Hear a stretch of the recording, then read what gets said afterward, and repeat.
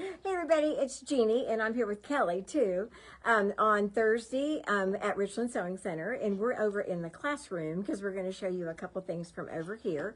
So I'm going to turn this around right now, and then Kelly's here because she's going to be part of my holder.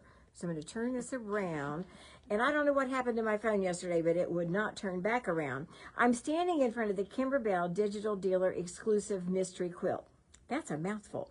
And a lot of you have signed up for that. It's a 12-month subscription, and then every month you get at least 2 embroidery designs, and Deborah is stitching them out. And the latest one that came in was this bee, and then it's one of the flowers, and I'm trying to remember which one it is, but they're pretty. And nobody really knows what everything is going to look like until the end of the year, which is why it's called a mystery quilt. So if you're not in it yet and you would like to, you can be, and we do have classes on that, so which is fun. I'm going to turn around to show Kelly. Kelly made this at home, and she's got a Simplicity pattern pin to it. The fun thing is, it's from a fabric collection that we have. It's called Denim Friendly. Denim Friendly. And so this kind of looks like denim, but it's not. And then that floral goes with it. And how was this to sew? Very easy. Very easy to sew. Very easy. So sometimes you can find something and kind of fold back the edge so they can see the way you did that binding on there. So she's kind of got a facing binding slash on there, and it lays so nice and flat. So here is the pattern for that, in case anybody's interested. She made it shorter than what it is in the pattern because she is shorter. I'm a tall person. So that's the way that worked out. She's going to hold this for me in a minute. I did want to show you my Texas quilt that I got all finished. This is kind of a collection of techniques on this because obviously it's pieced, and remember this is called tessellating Texas, so there's upside down Texas and right side up Texas, and some of them I embroidered quilting. I did that on Design Center, and I think I showed, I don't know if you can even see it, that's the coyote, and then I did boots, and I know it's making you dizzy if I try and do that, but all the blue Texas shapes have, the dark blue, have a embroidery design from Design Center. And then on the red Texas shapes, I just went around the outside. It's called echo quilting or outline quilting. And then on the horseshoe shaped Texas, I just did free motion on my machine. On the borders, I just did some straight stitching with my walking foot.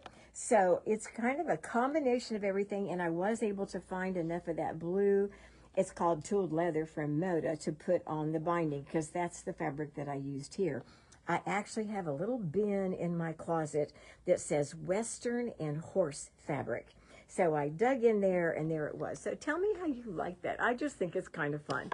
So it's done. It's 10 or 11 years old, and it's done. So that's the way it goes. So I'm going to come over here and talk about something over here. So just, you don't have to do anything. Just hold it and don't touch anything. Okay. She's being my photographer today, so stay kind of close. I had a customer send me an email this week about piecing, because a lot of us making quilts or doing clothing or whatever, we do a lot of piecing. And she was having issue from, like, if you have 2 pieces of fabric that you're getting ready to sew together, when she starts sewing, it kind of wads up the fabric a little bit and sometimes pushes it down into the throat plate. So she wanted to know what she could do to kind of prevent that. So I gave her a couple different things that she might be able to do. The first thing was, I said, make sure you have a good needle. Okay, you might move a little bit, or is it too close? It's too close. Okay. Yeah. If your needle is dull, it's going to push down on the fabric, because most of the time we're using 2 layers of woven fabric when we're piecing.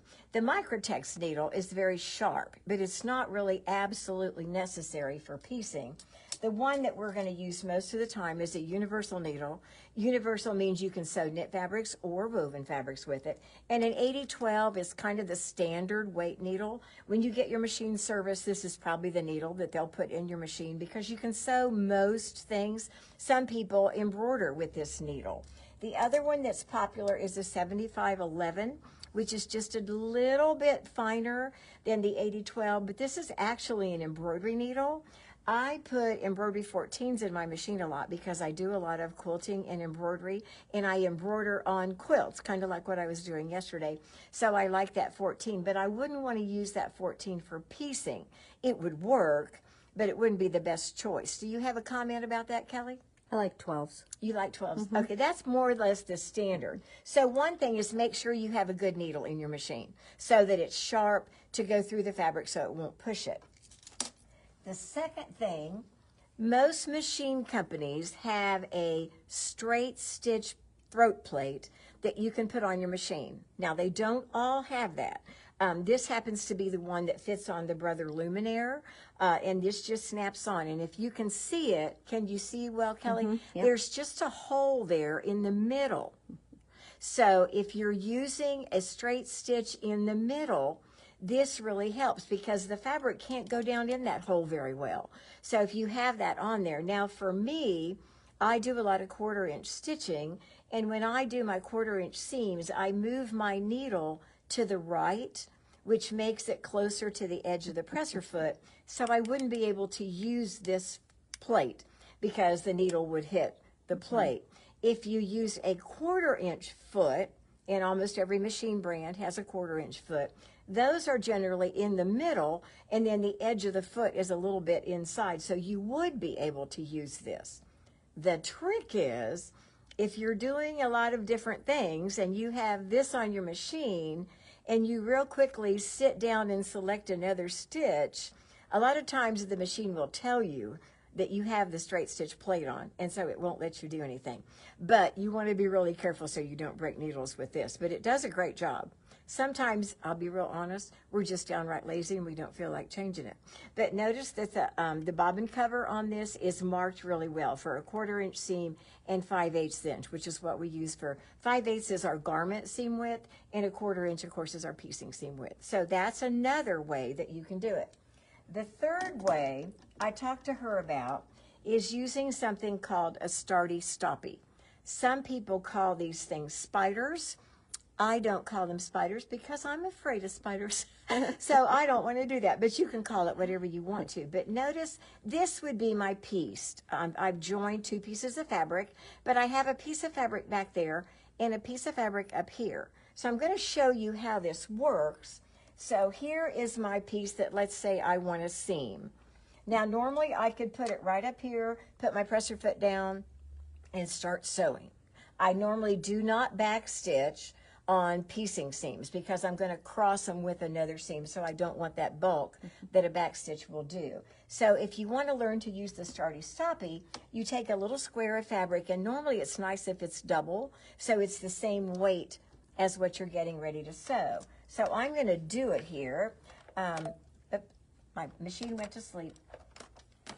My presser foot is a mess here. So I'm going to put this down. So I'm going to just sew, and it doesn't matter where I sew on this. I'm going to sew almost to the edge of this. Can you see, Kelly? Yes. And then I'm going to push this up against the edge of that piece of fabric. And again, on my 1/4 inch seam, I have the edge of the presser foot a 1/4 inch from the needle. So then I would sew on down, and you'll notice how smoothly that went right across there. And then when I get near the end, I take another piece of this, sit it here, and I sew right onto that piece. And then the logical thing to do is not use one maybe that's quite that big, is sew all the way to here, and then I would have this ready to sew onto the next piece. And then all you have to do is take your scissors and snip between here. And it's not hard to do that, she says as she misses. And that way, I don't know if you can see it, but that is perfectly smooth right there. Looks good. And I don't have any wadding up or any pushing down into the throat plate.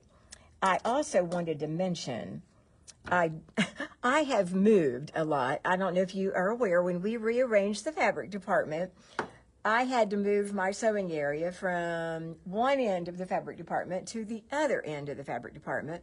And when we did it, it was in a hurry. So it was like I had to throw everything in bins. Well, I'm still trying to find things that I can't find. But I found these scissors today. If you don't have a pair of Karen K. Buckley scissors, These are the sharpest scissors. The pair I like the most is this one. They're called Perfect Scissors. This is the large size. They are incredibly sharp all the way to the point, and they are just wonderful. If you can keep these next to your machine or next to your cutting table, they are really wonderful, wonderful scissors. So I want to remind you, the only class we have coming up right now is Scan and Cut Basics, and the pillow wrap class is in the morning on Saturday. Scan and Cut Basics. If you have a Scan and Cut and you haven't really remembered how to use it or ever taken the basics class, we really like you to have the basics class under your belt before you take a project class, because it's hard on the other people in the project class if you kind of don't know what you're doing. So that is Saturday afternoon. It's free if you bought your Scan and Cut here, but otherwise you can do it. Barb is teaching a Scan and Cut project next week. I think it's Tuesday. I didn't bring my calendar over, but I think it's Tuesday. So in order to take that class, because she's going to work with you on the software also, you need to kind of understand your machine. So if you haven't done Scan and Cut Basics, it's a good time to try and get signed up for that class. And then the Learn to Quilt class is Monday. So if you're kind of planning your schedule, I'll try and remind you about that. And my Tamarack jacket is next Saturday. And I only have one person signed up, so I hope somebody will do it, because I'm going to try and get another one made, she says confidently. So if you have any questions, thank you, Kelly. Yes. If you have any questions about what we were talking about, be sure and make a comment. I love comments on here, unless of course you say something that that I don't like. But it really makes me feel good if you say you enjoyed something, or maybe that you learned something.